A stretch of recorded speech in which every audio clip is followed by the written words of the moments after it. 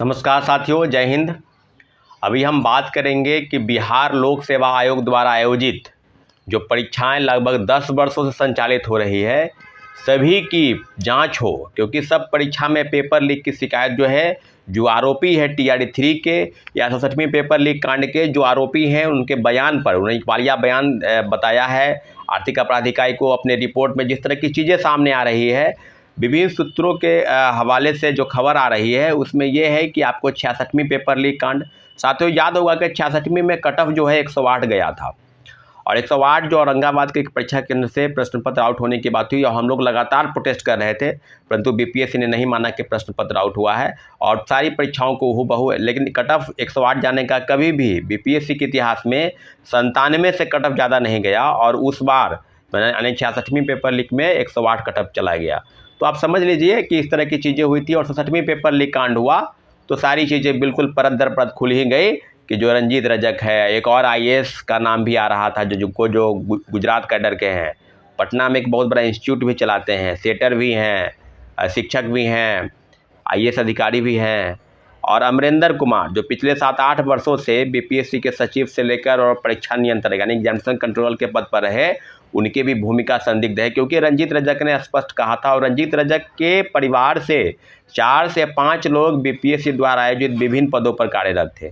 तो BPSC के अधिकारियों की जो बातें हैं, और जिस तरह के पेपर लीक कांड के बाद यहाँ तक कि मेरिट घोटाला भी हुआ था, आपको याद होगा 66वीं पेपर लीक कांड के बाद लगातार ये हुआ था कि 66वीं में पेपर लीक कांड तो हुआ ही, और कई लोगों के पैसा देकर रैंक भी बदले गए। कोई DSP पर चयन हो गया जो CO बनने वाला था, कोई CO बनने वाला था तो गन्ना विकास पदाधिकारी बन गया, और सारी चीज़ें आप इस तरह से समझ सकते हैं कि पेपर लीक कांड के आरोपियों की जो 10 वर्ष की बात है, और अभी जो TRD 3 में जो आरोपी पकड़ाए हैं 5, विजेंद्र गुप्ता ने पुलिस के सामने कन्फेस किया, मीडिया के सामने, और विशाल चौरसिया जो पहले पकड़ा गया था, उसने वो कहा है कि TRD 3 के अलावा नीट के भी पेपर आउट होंगे। ये बात मीडिया के कन्फेस में विजेंद्र गुप्ता ने स्पष्ट 1 महीना पहले ही कह दिया था।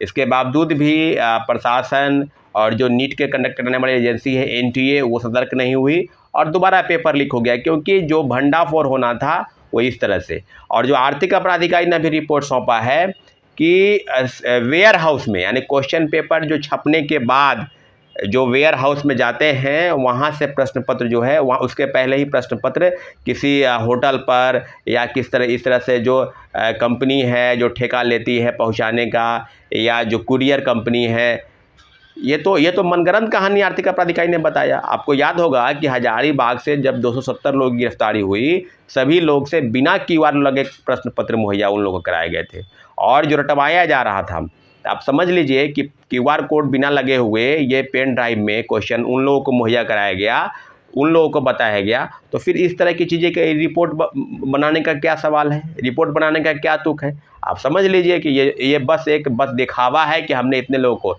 इसके पहले भी जब 67वीं पेपर लीक कांड हुआ, तो 66वीं पेपर लीक कांड के आरोपी और कई ऐसे बड़े बड़े पदों पर लगभग 20 ऐसे लोग हैं, 20 से 30 लोग, जिनको सूची भेजा गया था। कई ऐसे हैं जो IAS अधिकारी के भाई हैं, कई ऐसे हैं जो विभिन्न पदों पर किसी विश्वविद्यालय में प्रोफेसर हैं, कई नेता हैं, मिनिस्टर हैं, कई लोगों के नाम सामने आए थे। तो आपने सब लोगों पर अभी तक जब भी पेपर लीक होता है तो फिर वही दोबारा कहानी शुरू हो जाता है कि हमने 20 लोगों को नोटिस भेजा है, हम सबसे जवाब करेंगे सबको। रंजीत रजक की गिरफ्तारी के बाद और जो चीज़ें सामने आई, उसमें बिल्कुल स्पष्ट तौर पर हो गया। रंजीत रजक को यहाँ तक कि जो धाराएं लगाई जाती है पुलिस प्रशासन द्वारा, बिल्कुल ऐसी धाराएं लगाई जाती है ताकि वो 3 महीना 6 महीना में वो जेल से बाहर आ जाए, फिर पेपर लीक कांड कर दे। TRD 3 में जो पेपर लीक कांड का जो आरोपी था, उसमें से कई लोग मेडिकल यानी नीट के पेपर लीक कांड में शामिल थे।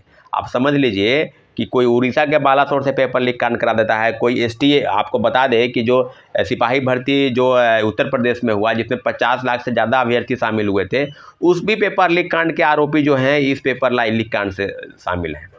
तो पूरे जो अंतर्राज्यीय जो गिरोह है, सरगनाओं का गिरोह, पेपर लीक कांड कह लीजिए या सॉल्वर गैंग कह लीजिए, सबके तार कहीं न कहीं इस प्रदेश यानी बिहार से जुड़े हैं।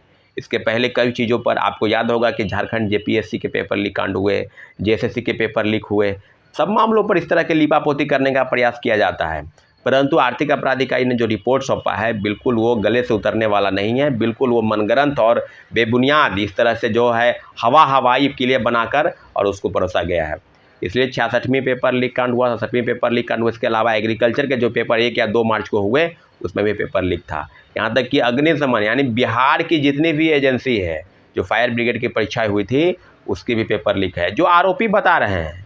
तो अब आप समझ लीजिए कि एजेंसी तो ऐसे ही है। अभी देखिए सिपाही भर्ती पेपर लीक कांड हुआ, 23,500 पद की जो वैकेंसी आई थी, जिसमें से पूर्व डीजी बिहार के जो चेयरमैन, तत्कालीन चेयरमैन एसके सिंघल, उसको पद से सिर्फ हटाया गया और फिर ऊर्जा विभाग में जो है सिक्योरिटी एडवाइज़र के पद पर बैठाया गया है। आप समझ लीजिए जब पेपर लीक कांड के आरोपियों को ही पद दिया जाएगा, पद से सुशोभित किया जाएगा, तो पेपर लीक क्यों नहीं होगा। पिछले 10 वर्षों में सचिवालय सहायक की जो आप तीसरा हुआ BSc CGL 3 उसमें भी पेपर लीक हुआ। उसके पहले इंटर स्तरीय जो पद था उसमें भी पेपर लीक हुआ। सिपाही भर्ती का पेपर लीक हुआ, 64वीं पेपर लीक हुआ। उसके पहले तो आरोपी लगातार चीख के चिल्ला रहे हैं कि 64वीं से लेकर और 69वीं तक उसी सेंटर को, उसी सिक्योर परमानेंट कंपनी को ठेका दिया गया जो ब्लैक लिस्टेड कंपनी है। तो ये बीपीएससी देखिए बेशर्म आयोग वो परीक्षा लेने के लिए तैयार है कि हम TRE 3 का एग्जामिनेशन कंडक्ट कराएंगे। पिछले 10 वर्षों के जितने भी परीक्षाएं इस राज्य में आयोजित हुई है, चाहे BPSC द्वारा आयोजित हो, चाहे BSSC द्वारा आयोजित हो, चाहे BTSC जो टेक्निकल बोर्ड है उसके द्वारा आयोजित हो, सब परीक्षाओं में धांधली की शिकायत मिल रही है। इसलिए सबकी जांच होनी चाहिए और निश्चित रूप से जो आरोपी है उसको सख्त से सख्त सजा। ऐसी नहीं कि 2 महीना, 4 महीना, 5 महीना में जेल से छूट जाए और फिर पेपर लीक में लग जाए। अरबों की अकूत संपत्ति बना ली, क्योंकि उसके सर पर कहीं ना कहीं बड़े लोग का हाथ है। इसलिए माननीय मुख्यमंत्री जी से आग्रह है कि सारी चीज़ों पर आप अवगत होइए। 10 जून के बाद, यानी हम लोग उम्मीद करते हैं कि 4 जून के बाद एक रणनीति बनेगी और उम्मीद करते हैं कि जो जिस तरह की चीज़ें हो रही है कि हम परीक्षा लेने के लिए तैयार हैं।